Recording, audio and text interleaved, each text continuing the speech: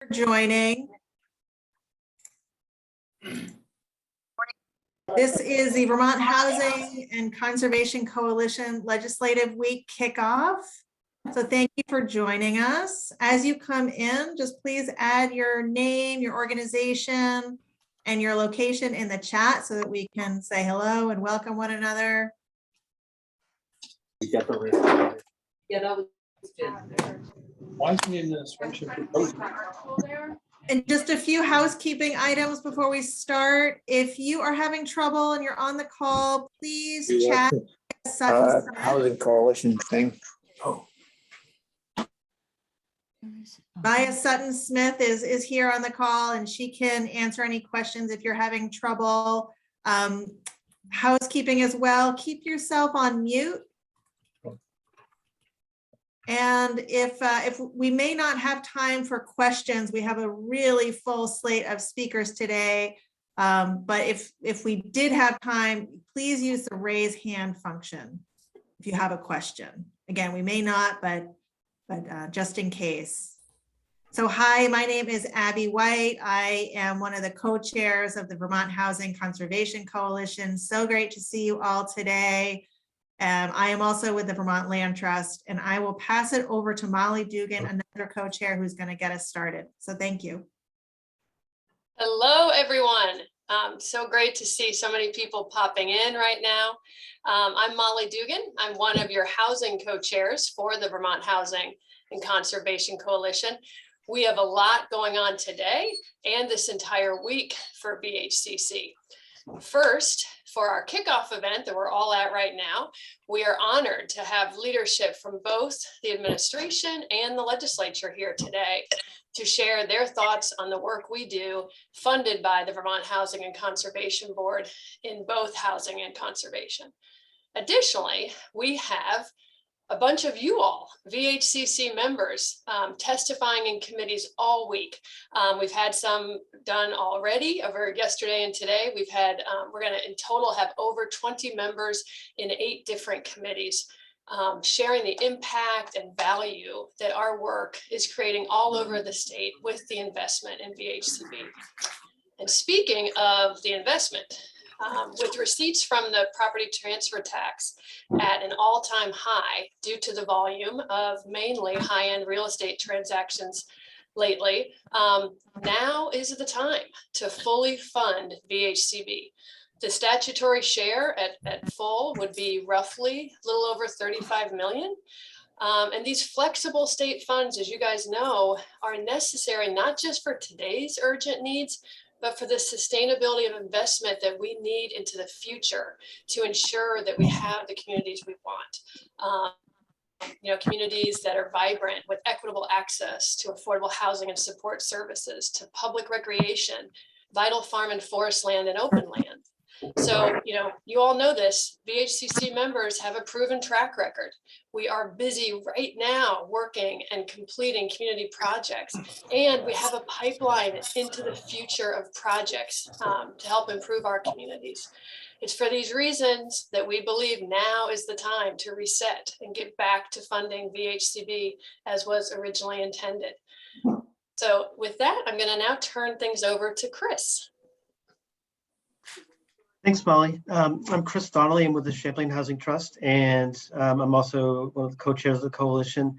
I have the honor this morning, or this, I guess, afternoon, of introducing someone that you probably doesn't need any introduction, Senator Jane Kitchell. Senator Kitchell, I appreciate you joining us. She is the chair of the Senate Appropriations Committee.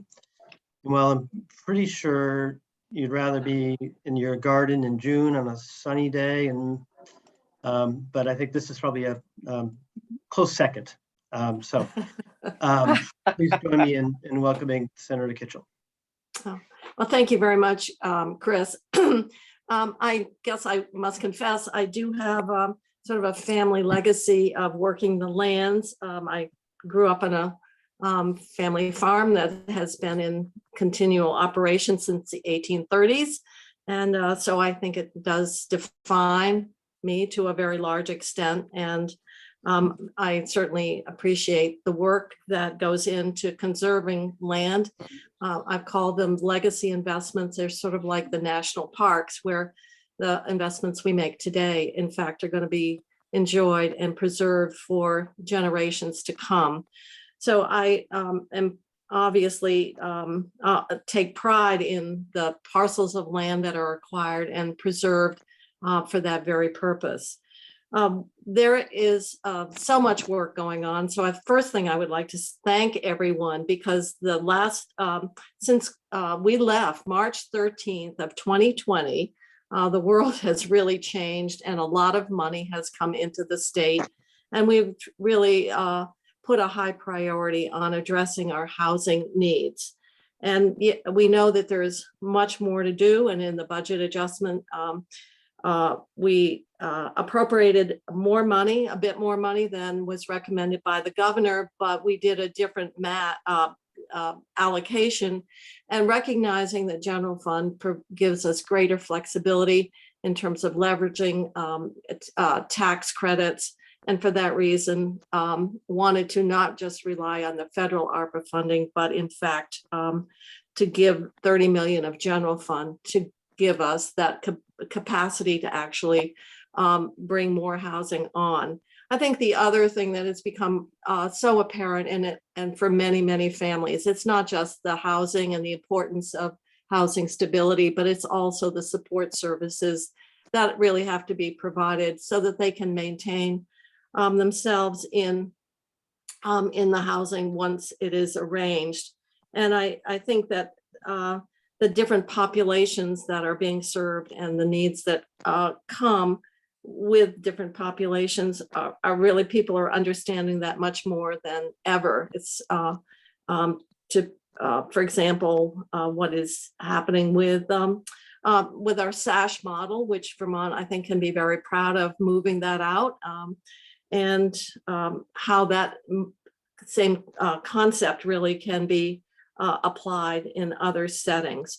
The speaker and the pro tem, I had hearings all around the state, and certainly housing was there at the top of the list, and affordable housing. And I think that's really one of the things that was very surprising is if you have a housing voucher and you have that protection of 30%, that's wonderful.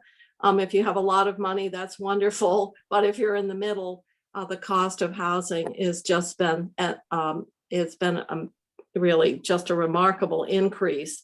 And the other, so that's why there's been money to try to get empty apartments rehabbed and bring them online. That can be done much faster, and add more units.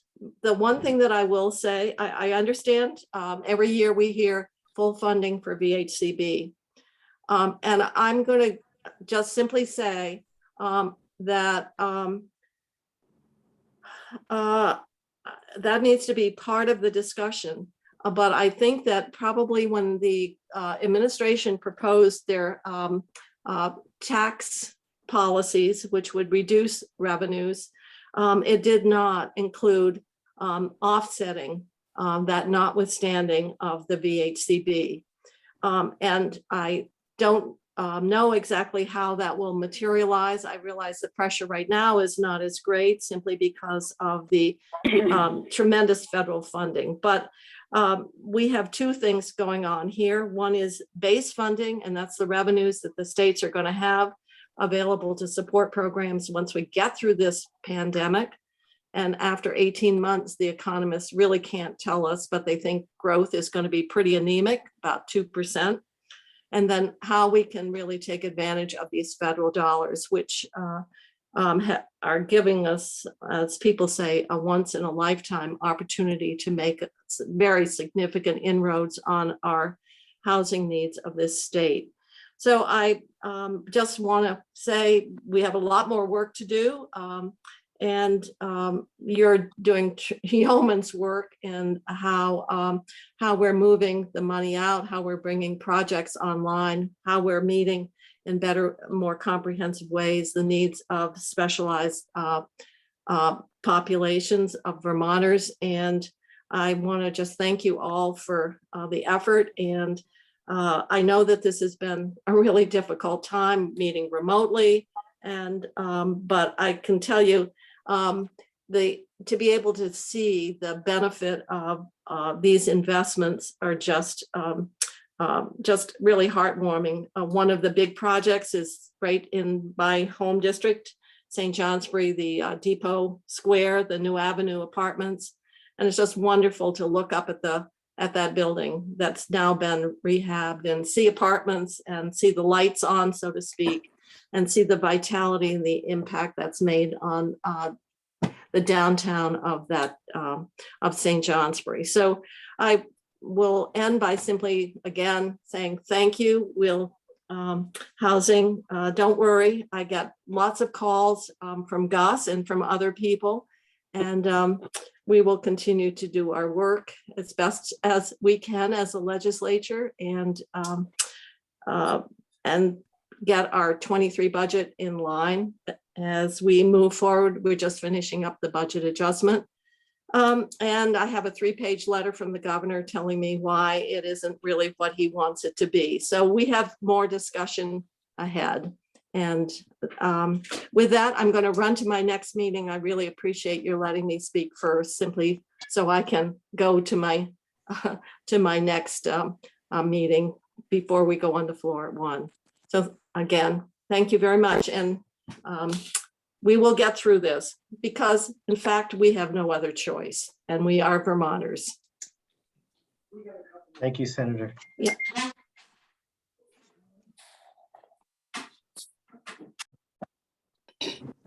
With that, yeah, thank you, Senator. It's my privilege to introduce our next speaker, which is the Speaker of the House, Jill Krawinski. The speaker hails from Burlington and represents the Old North End and parts of downtown Burlington. At Cathedral Square, where I work, we were pleased to have the speaker walk down the street from her home last August and meet with about a dozen of our older adult residents at our flagship property in downtown 3 Cathedral Square, outside under a cherry tree by the gardens. And it was just a wonderful engagement between the speaker and our residents. The speaker has been a stalwart supporter of VHCC's dual mission and did an incredible job shepherding through an unprecedented amount of federal relief funds last year with clear priorities and with her signature collaborative spirit. Welcome, Speaker Krawinski. Thank you. Thank you so much, Molly. I'm thrilled to have the opportunity to join you today. VHCC is such an important coalition, and your dedication to bettering the quality of lives for current and future generations of Vermonters is incredibly admirable. Vermont is so fortunate to have strong community organizations across the state in all 14 counties. Harnessing your expertise and knowledge of the state as a coalition is critical to ensuring that we grow into an even more vibrant, resilient state and work to build communities that are more equitable and welcoming to all that come to live and visit Vermont. Over the years, we have worked together to find solutions to the issues facing Vermonters, and this pandemic has only further highlighted the gaps in our communities that must be addressed in order for Vermont to be a place where working families and businesses can thrive. Too many times initiatives are framed in either supporting businesses or individuals, but they do not need to be mutually exclusive. We know that the problems before us are all linked in one way or another, and that addressing the housing crisis, protecting our waterways and forests, bolstering our rural economy, promoting downtown development, and supporting our working farms are all important to having a state that can offer opportunities for a healthy and safe quality of life.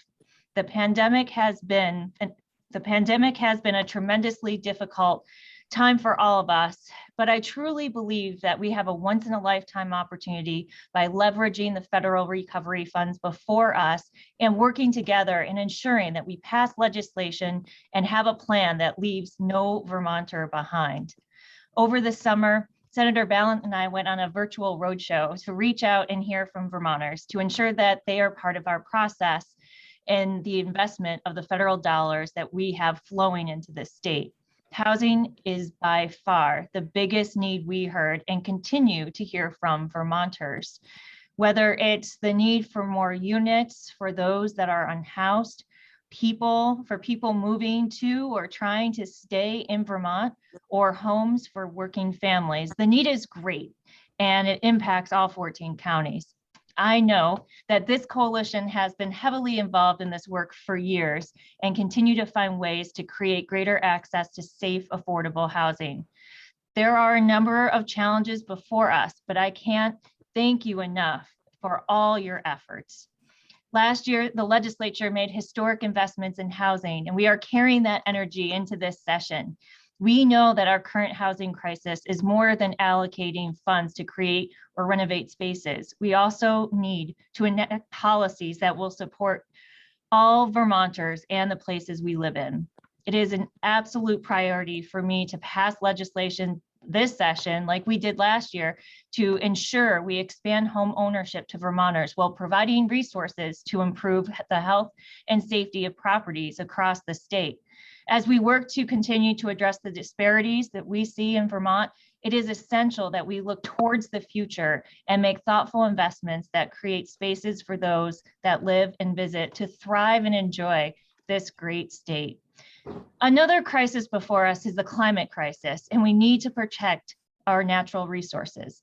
The preservation of our Vermont waterways, agricultural and forest lands, and all of our natural areas will be crucial in our fight to reduce our carbon footprint and support future generations. It is remarkable what has been achieved over the years, and the fact that we have been able to invest in conservation of land resulting in hundreds of thousands of acres being preserved is a great achievement. Preserving our land goes hand in hand with how we develop our communities and support economic vitality. Promoting downtown development and restoring buildings for new use will reduce the need for commuting great distances, with vehicle emissions being one of Vermont's greatest polluters, and support Vermonters growing stronger connections to their neighbors and businesses and municipalities across the state. It will take time and creative thinking, but I know that we can break through some of these issues that have been barriers to creating welcoming places for all to live. At the end of our day, our legislative work would not be possible without the help and assistance of organizations and individuals like yourselves. Your expertise and dedication to Vermont is truly inspiring, and I can't thank you enough for all that you've done. The pandemic has been one of the most difficult times in our nation's history, but Vermont would be much worse off if it wasn't for the collaboration and outside the box thinking that you have all done to support your neighbors. Again, I want to thank you for having me join you today, and I look forward to continuing our partnership as we create healthy, safe, equitable, and affordable communities for all Vermonters. Please be well and stay safe out there. Thank you so much, Madam Speaker. We really appreciate your time. Thank you. I get to introduce our next guest as well, and I am extremely honored to introduce our Lieutenant Governor, Molly Gray. The Lieutenant Governor grew up on a vegetable and dairy farm in Newberry, Vermont, and has consistently shown a deep understanding and appreciation for the work we all do addressing the dual goals of conservation and housing and its impact on all of our Vermont communities, large, small, rural, and urban. Our 3 Cathedral Square residents were super lucky last summer because the Lieutenant Governor also came by and visited with them and had a very engaging time with them as part of her Recover Stronger tour. So very warm welcome to you, Lieutenant Governor. Thanks, Molly. It's terrific to see you again virtually, and a warm virtual welcome to everyone zooming in, tuning in today. I'm sorry we're not in room 11 all together. I understand this is the Hike the Hill day, but it's my pleasure to welcome you to the State House and to really have a chance just to say a few words about how important I know your work is. And it was a pleasure to be on briefly to hear from Senator Kitchell. We're so lucky to have Senator Kitchell at the helm, really helping to make sure that every dollar that we get through the American Rescue Plan Act is well allocated for here in the state, and to have the speaker and the pro tem, and to have such incredible leaders inside the building who also recognize how deeply important investments in housing are right now. I'll just share by way of background. And as Molly said, I grew up in Orange County, Vermont, in Newberry, on a vegetable and dairy farm. It's called Four Corners Farm. I don't know if there's anyone here from the Bradford, Newberry area, but I'll share personally, when my folks first started farming, they didn't have a dime. And to be able to conserve part of the farmland, to have VHCB support that process really allowed our family farm to thrive and succeed. And I know that's the story of so many farmers across our state. So I understand that work. I understand how important that is. I think the same is true for the preservation of spaces that we really need right now, be it Wrights Mountain, where I love to go, or Tucker Mountain when I'm home, places where we can walk, or we can come together, we can be outside, enjoy nature, regardless of political party. But that's so important. It's part of, I think, what's going to heal us coming out of this pandemic, but ensure that we have healthy, vibrant forests and fields, land and environment for not only this generation, but for future generations to come. I just wanted to share briefly what my priorities are for the session. To the extent I get a tie-breaking vote or have the opportunity to support the legislature and all of the good work that so many of the leaders on this call are doing. I spent some time as soon as the legislative session ended last, I guess it was May, June, and got out on the road, really trying to meet with so many of you directly to understand how this pandemic had impacted access to housing, our businesses, our downtowns, and put together a report, an old-fashioned 10-page handwritten, hand-drafted report for our legislative leaders and the governor. And to echo Speaker Krawinski, without question, we know that housing is so critical to our future. And I just want to echo the thanks that Speaker Krawinski shared on the work that has been done, but also the work that we will do together as we move forward and deploy the American Rescue Plan Act funds, deploy the bipartisan infrastructure funds. Hopefully there'll be more to come from our federal delegation, but to really stress how important in this moment the partnership is, and that I know it's incumbent upon us as state leaders to do our part to make sure you have the support that you need, but it will be incumbent upon so many of you to help guide us in that process. And so I'll just end by saying thank you. I look forward to continuing to work with you. Please know that my office is your office always. The door is open, and I really look forward to all the work we're going to do in the coming weeks and months and years. So thanks again, and hopefully next time we meet, it will be in room 11 and in person, but do stop by if you're in the building before then. Thanks so much. Thanks, Molly. Hey, thanks, Lieutenant Governor.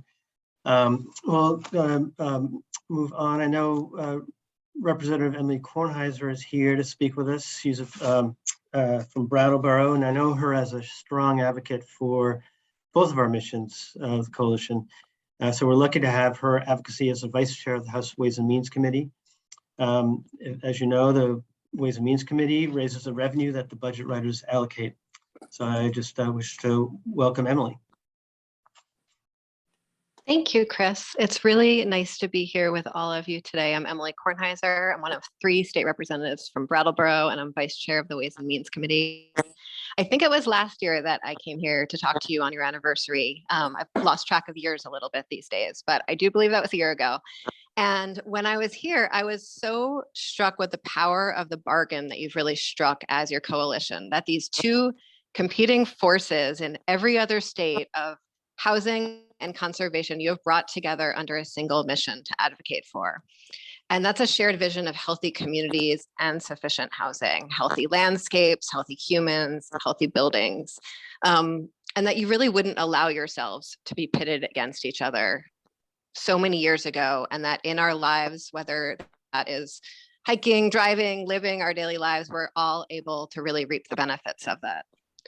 This year, I'd like to reflect on 2 really important pieces of statute that sit in the Ways and Means Committee that we are working on this year, and that really make that brilliant bargain that makes Vermont possible. So the first one is the property transfer tax. And last year, we passed an added surcharge in the property transfer tax for high value homes. It is still over in the Senate, but hoping it's going to make its way back here this year.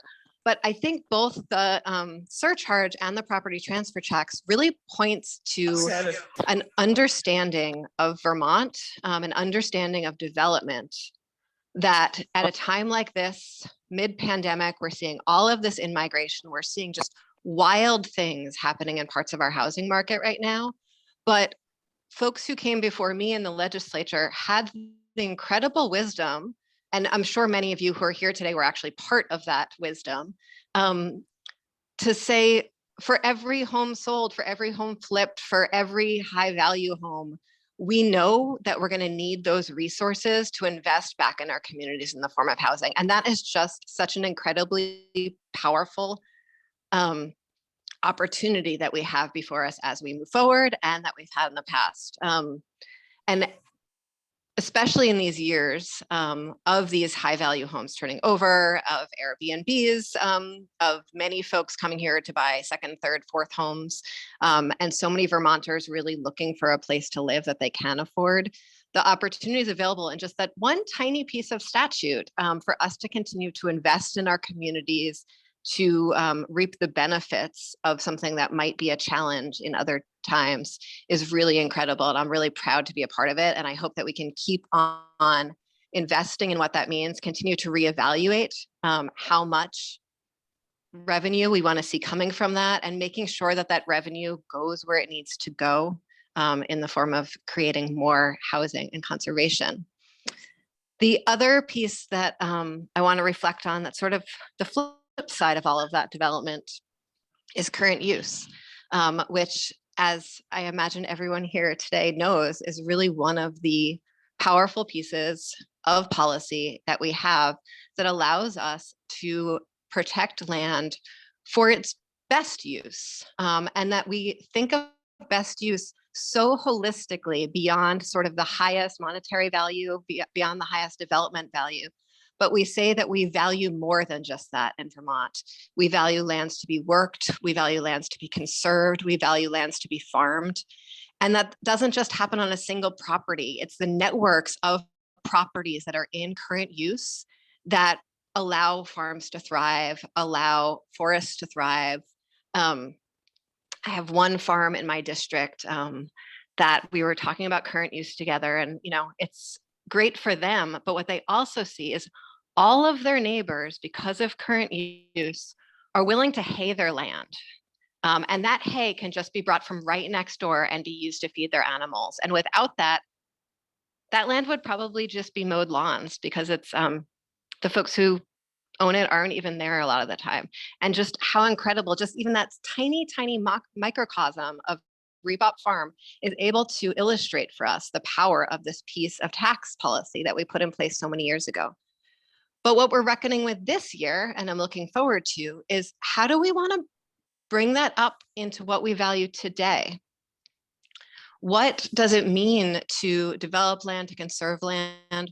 What pieces of current use can we shift a little bit to preserve the value that we've seen before us, to preserve the promise of current use legislation, but to also ask ourselves what's valuable to us today in how we use land, what's valuable to us today in our forest ecosystems, what's valuable to us today in how we see returns, not just on haying for farms, which is incredibly important. That's where I get my milk every week for my family, but also how can we sequester carbon?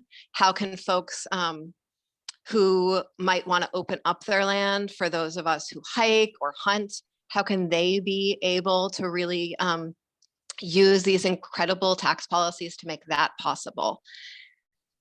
And so in closing, I just want to, I think the thing about current use that's so powerful, not as a policy tool, but as a policy idea, is that when we essentially reduce tax rates for properties that are in current use, we are saying that this piece of property, we did that because it's valued as a piece of common good for our entire state.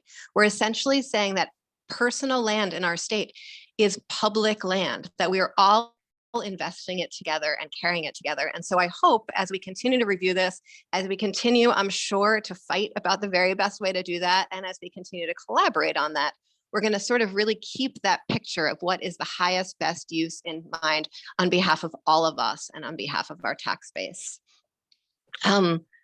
I think last time I was here, I talked about how the cracks had widened during the pandemic and how we'd all been able to see deeper into them. And I know that those of you here today who really work in the field are more aware of that than even I am. And this year, it feels like now that we've seen the cracks, we really have the opportunity, as the folks who spoke, the pro tem and the speaker talked about the work that we're going to do to fill in those cracks or build bridges across them, or whatever other metaphor you want to use for what we're going to do about these massive cracks in our community that we're all aware of. And so as we do that, as we build more housing, as we protect more land, as we protect the climate, I hope that we can do that continuing to reflect on the strength and the balance that we have managed to strike here in Vermont, thanks to all of you, the balance between growth and sufficiency, the balance between opportunity and like really clever policy tools, which we've all made possible here today. And I think if we do that, if we continue to keep that higher purpose in mind and our communities in mind as we're doing this, we really can have a Vermont that works for all of us on the other side of this pandemic. So thank you very much for the opportunity to be here with you. And thanks for all the work that you all do every day. Thank you so much, Representative Kornheiser. Thank you for your remarks. It was really wonderful to have you with us today. It is now my pleasure to welcome Senate Pro Tem Becca Balint to our gathering this year. Her remarks last year, for anyone who was in this same Zoom session, have really stayed with me. And as I reflect upon this moment of time and the importance of protecting affordability and housing and conservation, I know that Senator Balint is just incredibly devoted to that. She's been a champion of VHCB and our dual mission for as long as she's been an elected leader. And it's really our pleasure to welcome Senator Balint here today. Oh, thank you so much, Abby. Can you hear me okay? Yes. And I just want to say it's a real pleasure whenever I get to be on an event with one of my best friends, Emily Kornheiser. So that was really lovely to catch the end of your remarks. Good afternoon, everybody. It is great to see you all here. And I was just clicking through the screens just to see so many friends and colleagues. And I'm so happy to be here to share some thoughts with you on VHCC and all the really important work that we do together. And I was reflecting this morning on how much I appreciate the close partnership that I've had with all of you over my time in the Senate.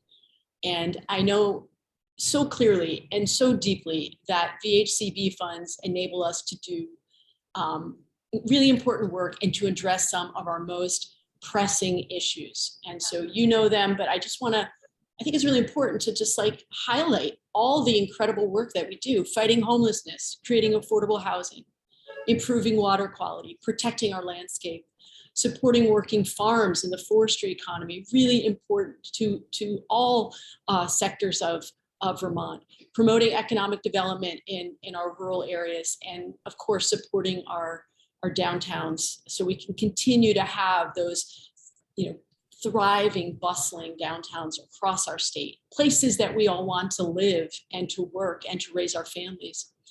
So I know we share a deep common value that all Vermonters should have access to community resources, affordable quality housing, historic Vermont places. As a historian, I absolutely appreciate this, and open land, lovely places.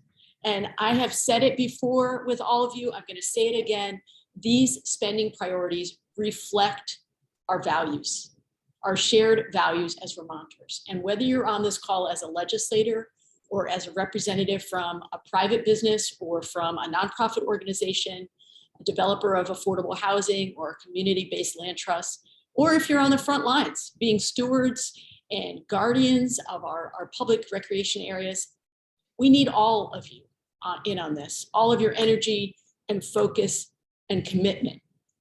Because the work that the legislature does in partnership with VHCC is varied and vast, and supporting our working landscape, working on flood resilience, working on our downtowns, creating more housing, supporting outdoor recreation. These are all things that we want and value. So to do that work together is really meaningful to me. And I just want to make it really explicit that I believe our strength is in our wide diversity of projects. And our strength is in our belief in the power of creating decent housing for Vermonters. And our strength is in understanding the healing qualities of the natural world. So this morning, I took a romp in Hubbard Park. I'm in the State House right now. So right out this window, I'm lucky enough to live close to the park. And if I were in Brattleboro, I'd be starting my day romping on the retreat trails with my dog. But this morning, it was up here in Hubbard Park. And I was so grateful for the woods because I did not sleep well last night. I had so many bees buzzing in my head. And the woods, oops, somebody's got their, okay, great, thanks. The woods were really my savior this morning. And what was keeping me up last night was that we have a deep cancer on the Republic here in this country. And I think sometimes in Vermont, we feel separated from it. But I see it when I talk to constituents. There is a growing cynicism. There's a growing sense of despondency and disconnection. And if we are all not attending, really attending to the democracy, we will lose it. I believe this most sincerely. The stakes are incredibly high. So that's what was rattling around in my head last night. And I know that this is really an event to champion the work that we all do together. And I promise I will end up back there because that is what brings me here. But I want to give you a dose of just like hard talk because I need you to understand the stakes for all of us. So, and I apologize, Abby, in advance. I'm going to be just a little bit partisan, okay? I'm just gonna be a little bit partisan. And I know we have Democrats and Republicans that are part of this coalition, and I welcome a healthy debate on this. But I was so deeply troubled that some Republicans in Congress last week made the statement that January 6th was a, quote, legitimate political discourse. Not an insurrection, not an attempt to overthrow the government, not an attempt to terrorize and intimidate elected officials, but no, a legitimate political discourse. And this should be chilling for all of us, whether you are on this call as a progressive, an independent, a Republican or a Democratic representative, that the stakes are high and we have to open our eyes and understand that we are not immune to this or inured to this in Vermont. I feel it so sincerely when I talk to constituents. They feel like we are sliding towards authoritarianism. So I bring it back to the work that we're doing together because these really important issues that we all do together, these really important issues that Vermonters care about, is a way for all of us to shore up belief in government. The belief that government can actually do good, meaningful work for all of us. And to demonstrate that government can be a partner for projects that make Vermont a better place for all of us. I don't think I will surprise anyone when I tell you that faith in government to do meaningful work is at an all-time low. And faith in public officials like myself and Emily Kay, and I see Scott Campbell on this call, and I'm sure there are other representatives I can't see on my screen, at an all-time low. When the National Election Study began asking about trust in government in 1958, 75% of Americans trusted the federal government to do the right thing, always or most of the time. 3/4 of Americans said that. But since 2007, the share that is saying that, the share of Americans saying that we can trust government to always or most of the time do right by us, does not surpass 30%. So from 75% to less than 30%. So this is terribly bleak. This is dark, and it is really hard to find a place of lightness and optimism. But I saw a really hopeful study this morning that the Pew Research Center did, looking at this issue of distrusting government.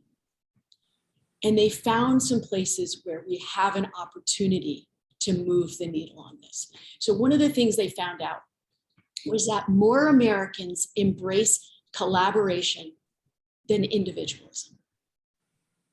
Asked about the best way to navigate life in a meaningful way, 71% of Americans, when interviewed by Pew Research, said it's better in most situations for people to work together with others, compared with just 29% that said, no, it is better to go it alone, to be self-reliant.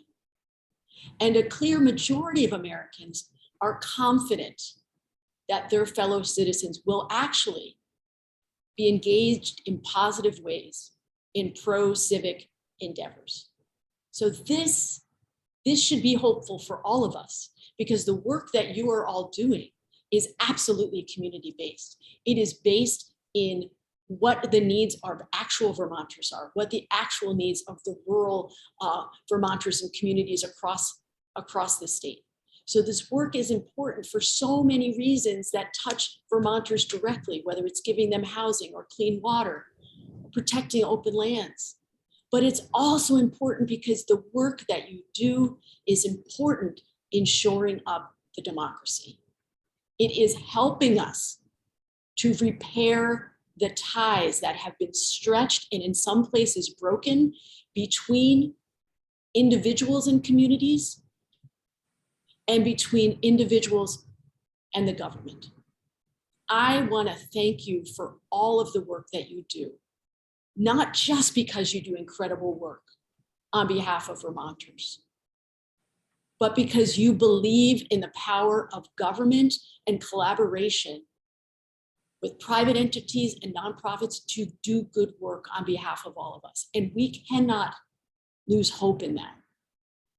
That is where I am putting my focus and energy today in this talk, is telling you we're doing great work. We must continue doing good work, not just because of the direct impact that you have, but in a broader sense, helping us to save this democracy. Thank you, Abby. Thank you so much. Thank you so much, Senator, for those remarks. And I also want to acknowledge the lawmakers who are here, who have joined us today. Too many on the screen to name, but thank you for being here and thank you for your work. So now on to our last speaker. I am very pleased to welcome Governor Phil Scott to joining us today. Governor, today you are joined by over 100 community members, leaders, and advocates from the Vermont Housing and Conservation Coalition. For over 30 years, VHCC members have shared an unwavering belief that when strong investments in housing and conservation align, communities win. And so it's a great honor to have you here with us as a champion of affordability to speak about this moment we're in, when protecting affordability and access to land and housing is one of our most pressing issues. So please join me in welcoming Governor Phil Scott. Good afternoon, everyone. Good to be with you to talk about some of the most important issues facing our state, like housing, supporting rural Vermont, and protecting our natural resources. And I'm pleased to report these are areas I've emphasized and invested in as well. You might know that in January, I laid out an agenda that prioritizes growing our workforce, supporting our kids, and strengthening our communities. And as I've said for the last 2 years, thanks to billions in federal aid, we have a once-in-a-lifetime opportunity to make a real difference. But in order to make the most of this moment, we have to be strategic and make smart investments in tangible projects that have been out of reach for far too long. It's my belief if we stay focused, we can grow the economy in every county, leaving Vermont in far better financial shape than it's ever been. These principles are important for all our initiatives, and especially when it comes to the $1 billion we received as part of the American Rescue Plan Act.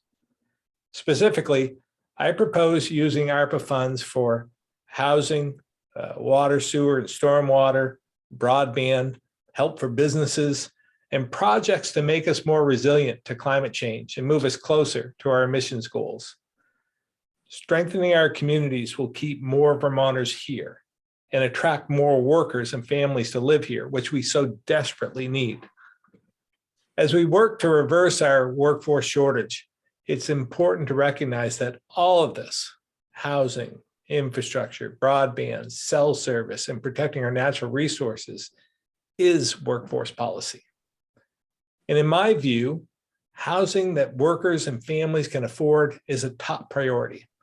This is why I propose investing heavily in housing, and I put much of that money in our budget adjustment proposal. As many of you probably know, the BAA makes mid-year changes to the fiscal year budget, typically to fund urgent needs that can't or shouldn't wait for funding through the normal legislative process, which usually ends in May, sometimes in June. Seeing the housing need as urgent, I asked for about half of this session's $145 million housing proposal to be passed in budget adjustment. Now, unfortunately, the legislature hasn't supported that yet, but I hope we can still move most of these initiatives forward as quickly as possible over the next few months. But it won't be as quick as if we had put it into BAA. Over the last year, we've focused heavily on permanent housing for homeless Vermonters. As a result, and with your help, we built about 800 new affordable units, with another 800 under development, and helped over 1,300 struggling families transition out of homelessness. A big part of that work has been in our Vermont Housing Improvement Program.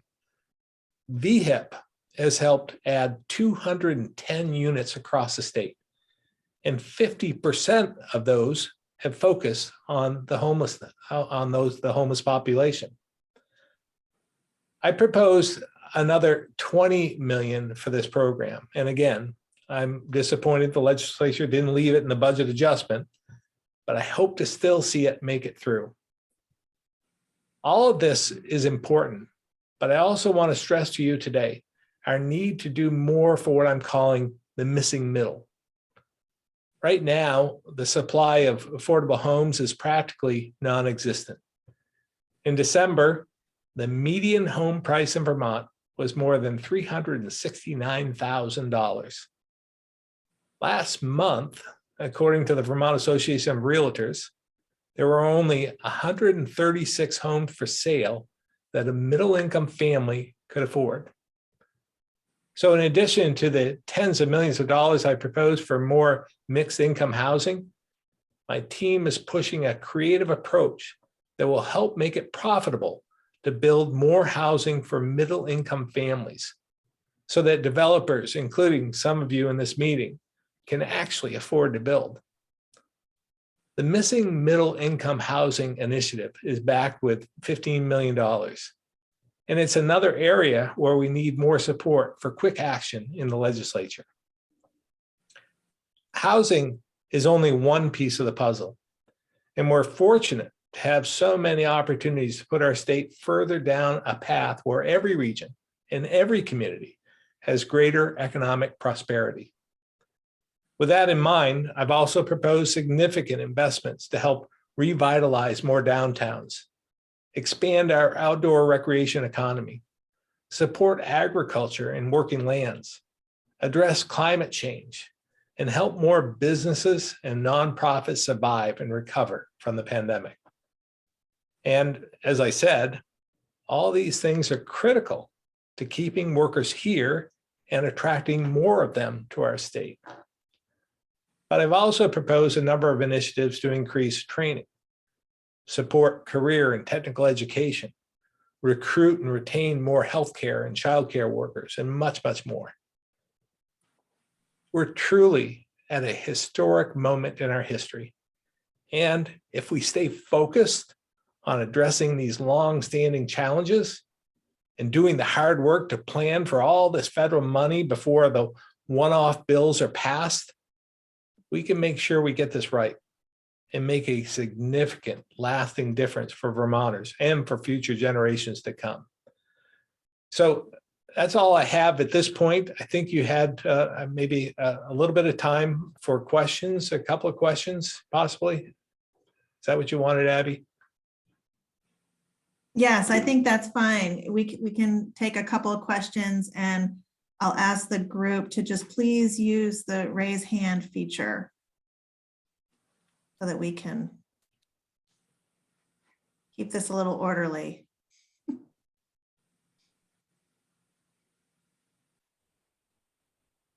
Any questions? Zach Watson, go ahead.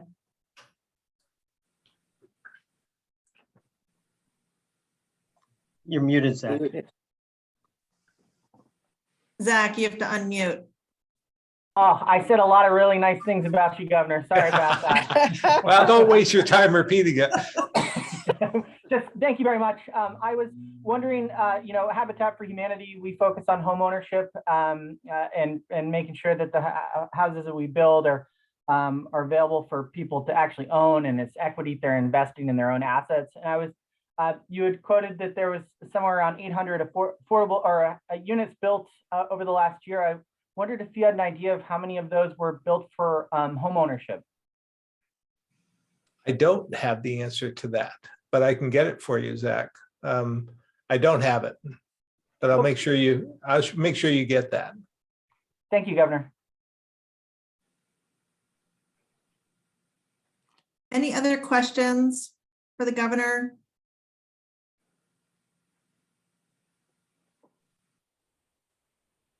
Raise your hand. Kim Fitzgerald, is your hand raised? Sorry, yes, I put clap instead of raise. Sorry about that. But Governor Fitzgerald with Cathedral Square. And as you know, we build housing for 55 and older. And yet we have hundreds of people on our waiting list ready to move into that housing that would free up the middle income type single family homes. So wondering your thoughts on that to really meet that middle income, but while also meeting 55 and older age group. Yeah, no, it's all got to work together, Kim, and you make a good point. And freeing up some of the existing stock is part of our strategy as well. But as well, when we want to improve that housing stock, they need money to do it because as you know, the homes, the prices of homes are elevated. It was interesting when we looked at with the Vermont realtors about the data that we collected. We only, Chittenden County in particular was particularly stressed. There were only 5 homes that met the criteria for middle income families in Chittenden County in its entirety right now. So we need to do all we can. There's no single answer, but obviously building any housing is going to be helpful, but freeing up some of those homes for the missing middle is going to be essential. So any way we can do that, we're all in favor. And I don't claim to have all the answers, but we have a lot of resources right now, and we can't divert that. From my standpoint, if all we did with $1 billion, and we need all the rest of it, but if we used it for housing, for broadband, and for the water and sewer infrastructure that comes along with the housing and so forth, that all has to fit together, that would be fine with me. Those are transformative investments that are going to be lasting. We're going to see this in 20 years. We'll look back and say, we made a real difference. I don't want to, in 20 years, I don't want to look back and say, geez, we spent that money on programs that we're not going to be able to afford, and we really didn't make a big difference. We have an opportunity right now to use this money, and it could be significant, and hopefully we can all come together and make that happen. Thank you. So we have time for one more question. Chris Ouellette, I saw your hand raised. Would you like to ask a final question? Okay, she's all set. So Chris Donnelly, I will hand it back over to you. Right, thank you, Abby, and thank you, Governor, for joining us today. I guess parting words. Appreciate you all coming to listen to leaders in the state talk about the value of investing in VHCB. As you know, we're in committees throughout the week. Please tune in and see those. And also reach out to your lawmakers and let them know about the projects that are happening in your communities so that they understand the impact and value of the work. If you need any help getting contact information or with any of the messaging around that, just reach out to one of your co-chairs, me or Abby or Molly, and happy to help connect you. So with that, unless there are any other final parting words from Abby or Molly? No? Well, thank you all for joining us. Yes, thank you all. See you soon. Thank you all. Be Thank well. you.